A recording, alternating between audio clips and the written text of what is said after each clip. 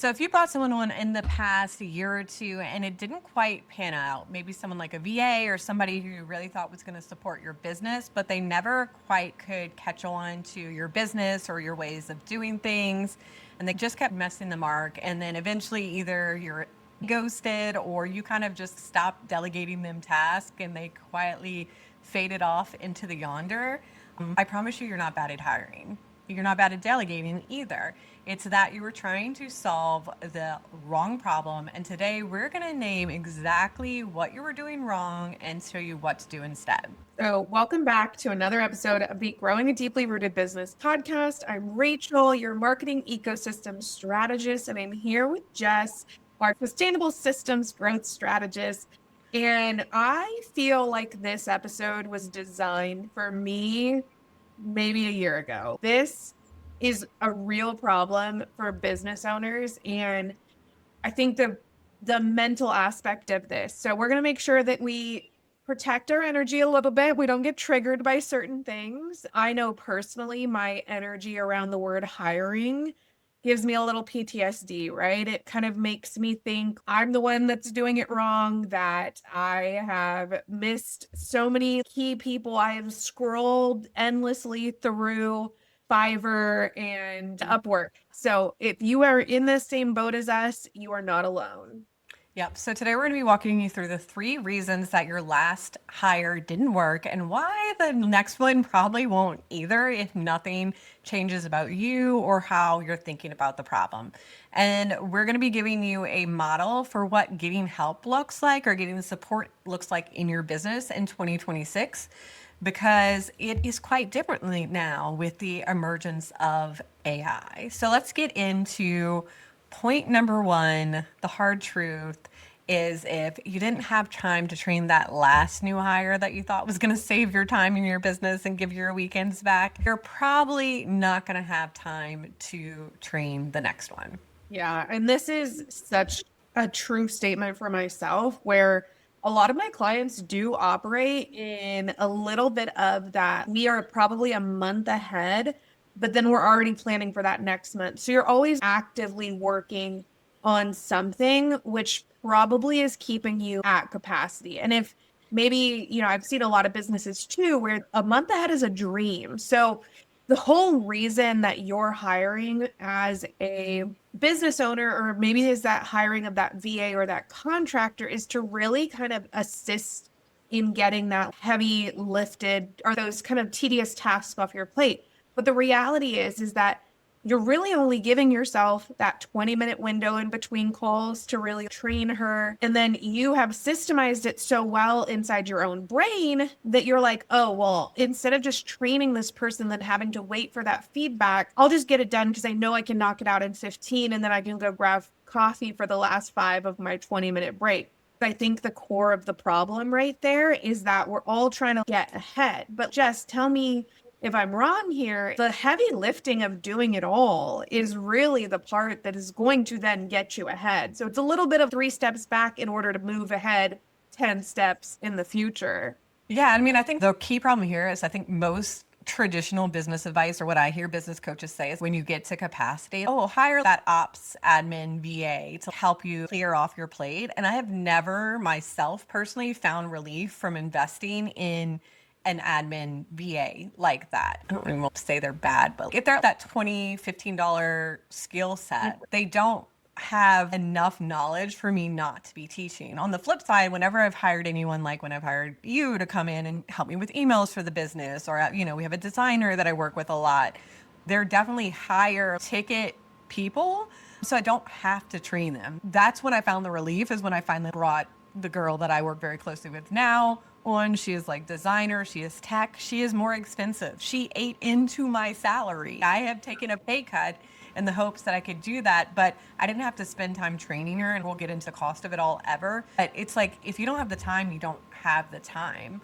So on the flip side, I still need to add that admin work that was still taking up some of my time. So what I started doing was, instead of hiring that VA, as I was training her, I was realizing as I was writing this SOP, I could just put this into Claude and it could do it for me, and then that would free up time, money for my budget to be able to bring on this other person that was a higher budget. So that's kind of the trade-off there for most repetitive work. That example we gave last week was she was taking my meeting transcripts and putting it into Notion, or she was cleaning out my inbox, or making sure that my calendar was set, or repurposing podcast notes, or researching people for a pitch. That's all really good tasks that can be delegated to an EA. And I know that sounds bad because that's taking someone's job, but I think in the next level of business, I think that's all of like why everyone should learn and arm themselves with VAs, because you can still be a really good VA and give a lot of value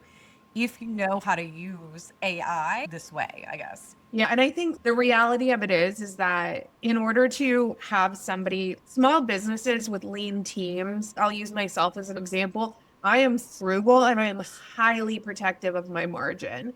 So if I'm going to hire somebody to take on these tasks that are eating up most of my free time in my work hours, it's going to require 4 different people to sufficiently do the job.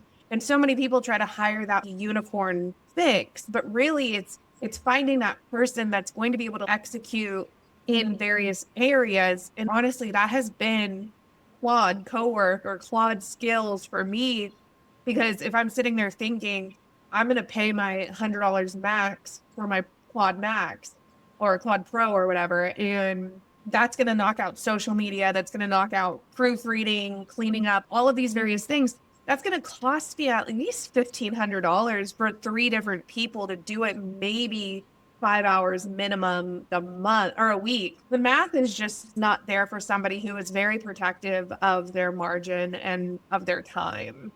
Yeah, I think that brings us into point number 2, is that if you're a small business and we wear 50 million hats and you're thinking about, okay, I need help. And what do I need someone to help me with? It's like, oh, I need someone to help me with social and email and podcast editing and client onboarding and sales and also research. And we can do all of that because we've been in our business for 4 years learning and training ourselves. But I don't have 4 years to train somebody else on how to get to that level. And if I wanted to hire someone at that level, like me, another me, it would be $120 an hour. And that would make no sense for me at this part. So if you just hired someone at $20 an hour and asked her to be 6 specialists and she failed, and not because she's bad at her job or she didn't want to do good, but it's just the role that we handed her was for 6 different jobs and bundled up into a one job trench coat. Yeah. So ultimately, it's not a hiring problem, right? Either the work falls on you or you have gone over budget in an area. So in reality, it's a budget meets reality problem that we actually have to assess here. So we, as small business owners or solopreneurs, are existing in a world where we need a social media manager, we need a writer, we need an ops person, we need somebody that's going to research. We also need to have time to be that strategist, to do the client work, to do all of the things.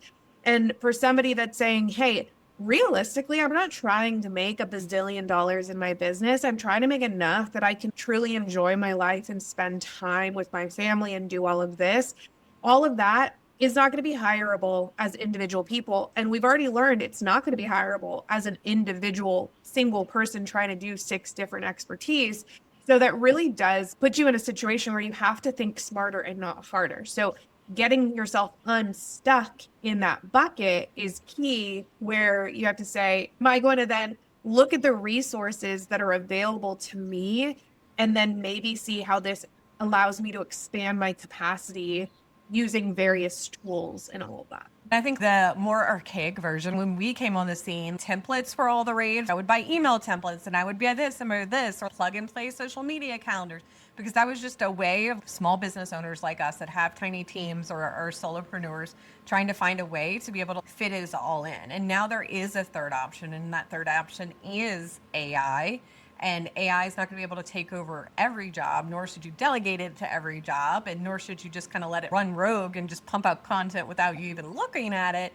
But it can help you kind of be able to move faster and spread your ideas and your business vision and all of that faster. It's just helping you plant more seeds faster is what I look like. And it's helped kind of give you a leg up to the big old businesses that you're trying to compete with as well. Yeah, so we're not trying to make this sound replace hiring a VA because this is cheaper.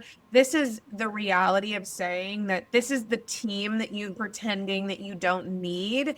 and it's a finally affordable option to take advantage of. If we reflect back on this one episode that Jess was talking about, the capacity triangle, what is it called? The project, what Well, is project manager triangle where you have scope, yeah, time, and budget, and they're all related. So as your scope goes up, as your business grows, as you want to take on more projects or more goals, either the time you have to spend on it goes up or the money you have to spend to make it happen goes up. And right. that was kind of a way of bringing that back down in a more cost protective. Innovation sets at the center of that triangle, and that unlocks everything else. The innovation right now is AI. Yeah. So that brings us to point number 3, which is instead of saying, I just need somebody to kind of take things off my plate and you hiring a doer, but that doesn't really take a lot. It adds more time for you, right? Because you actually needed a thinker to expand and take a lot of that mental workload, the invisible labor of running a business off of your plate, or an external place that can store it, then that can run it over and over versus you having to sit there and say to your VA, like, hey, I need an email and I need it to be about this. And then you end up spending an hour kind of documenting what you want, because as business owners, we all know what comes out of our brands and what comes out of our businesses needs to fit, right? It's the reason so many people have abandoned AI is because it's like, oh, that doesn't sound like me. That sounds like trash. But in reality, trying to put your brain into a doer's brain is going to spend so much time. I've been there. I've hired countless people that I've approached in the doer's way and be like, oh, just be a doer for me, execute this, get it out of here. And then they miss the mark. So I think that that's kind of one of those things where it's like, I really needed somebody to bounce ideas off of. And why this is why Jess and I work so well together is because we're able to kind of elevate our ideas and take them to the next level. I mean, Jess has been in my business before, so I'm not saying just be a doer for me. I'm saying be a strategic thinker and a partner with me on this. A lot of the most useful AI assistants that I've built so far are just the ones that are taking the cognitive load off of me, like checking my meeting schedules, making sure I'm prepped for the next meeting, taking the task out of the meetings, checking my inbox, making sure there's no task, doing that, checking my calendar, making sure I'm all squared away there. A lot of it has just been being able to get it out of my brain and making sure that I'm not missing things. And just having a brainstorming partner. As much as I love to get on the phone and chat with Rachel and brainstorm and chat with her, I can't huddle her every 2 seconds. I have a thought or a crazy idea. So just having something that knows a lot about my business, has all the background, the insight that I can kind of like back and forth with and play devil's advocate or act like you're this kind of a consultant and look at this and tell me what you see. You're still using your own layer of strategy and what you know, like I'm going to take this from your business, I'm going to take this from your business, I'm going to take this. You know what right looks like, but it's still nice to have that kind of brainstorming partner that you can lean on, especially with if you're a solopreneur or you're a tiny team. So at this point, our Life First Business Lab is out into the world. And I want to say the AI team member that I've onboarded that has truly been the most impactful has been the bottleneck Betty. She has been one that is the hardest of the hard truths, was like, yeah, you can't take on 5 more clients one-on-one done for you because it's the easiest for you to sign. You are at capacity. She took in my Life First rhythm, which said my personal goals are that I want to be offline at this time. I want to be not doing this day work and all of this. And she said, not going to work. I love that because I had a conversation with Betty this week too. And I was telling Betty, I set this goal that I want to put 8 YouTube videos out on my channel and I never have time to do it. And Betty's like, whoa, don't you already record a podcast every week and you have clients and you're launching this lab? The bottleneck is not that you don't have time. There is no bottleneck. It's that you're at capacity. Basically, you don't have time. So is this really a priority? Do you want to deprioritize the podcast or do the YouTube? So I'm like, oh, you're right. Thanks, Betty. I don't feel bad about not sitting down to record those episodes because I just don't have the time to do that right now. So we love you, Betty. So Betty, in addition to 4 other amazing TikToks that I've used this week as well.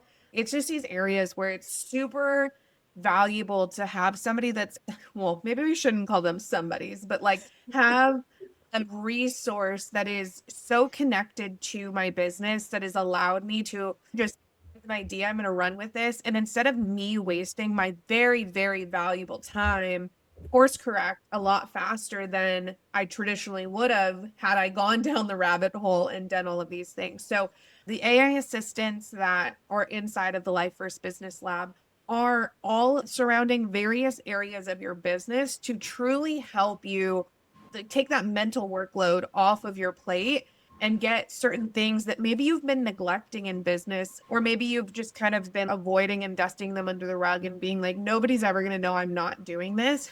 But truly, it's on your annual plan, it's on your business goals that you're saying, if I only did this, it would amplify X goal or whatever the case may be. So that's the thought process and the design behind these assistants, is to truly take you from step 1 to step 6. Yeah, and I mean, I think the visual that I was just getting in my head when I was thinking about it is, for so long I felt like I'm on this hamster wheel, right? Because I think we're probably both around that 100K, right over 100K mark. At that point, you start hitting a ceiling. And if you don't have money to invest and take the risk and just say, I'm going to hire, this assistant and this big team to come help me, and hopefully it works out, then this is a good way to kind of get you to that next level. I don't think that I can run a $500,000 business just with my little AI team here, but I do think I will be able to still maintain a tinier team where I can prioritize life and still get everything I want and still make the impact I want to get done. But then they're going to have these little AI assistant helpers already trained to kind of help them help me help y'all. So yeah, you have been in this hiring predicament, right? It feels like this hamster wheel of attempting to hire someone and then it kind of failing, and then you try again and then you're like, oh, it just would have saved me so much time had I done it myself. But then you're also craving that free time or that room to grow in your business. That's exactly why we created the Life First Business Lab, is to really help you in this area that's going to then take the workload off your plate, get you to a place that's actually then actionable for you. And that's kind of where it's at. You get a new AI employee delivered to your inbox every Monday, one that's completely trained on your voice in your business and to the standards that you hold for yourself. They literally take 10 minutes to onboard and bring into your business, into your plot. And it really is super supportive to not just have somebody doing tasks for you, but helping you bring more decisions to fruition versus exhausting you in decision fatigue. So this is honestly the team that you have been pretending that you don't need, but actually need to execute and grow your business. Yes. And I mean, without our lab employees, I don't think the lab would actually exist, because a lot of them were actually built while I was building the lab. If you're interested in this, you can definitely check out the lab, a membership where, like we said, you'll get a new AI employee trained on not only the strategy and the best practices that Rachel and I do, but also when you first onboard them and bring them into Claude, they all have a little onboarding sequence that they go through with you to make sure they're customized for your business. So you can go ahead and check that out. And if this episode hit home, make sure you share it with a business bestie. The one that is quietly crying and keeps saying she wants to hire a VA, but the last 4 didn't work out. Tell her it wasn't her. It wasn't her. And then make sure you come find us on Instagram at Deeply Rooted Business and tell us, what is your biggest bottleneck? We want to know what employees we need to build next. And until next week, we are We're rooting for you.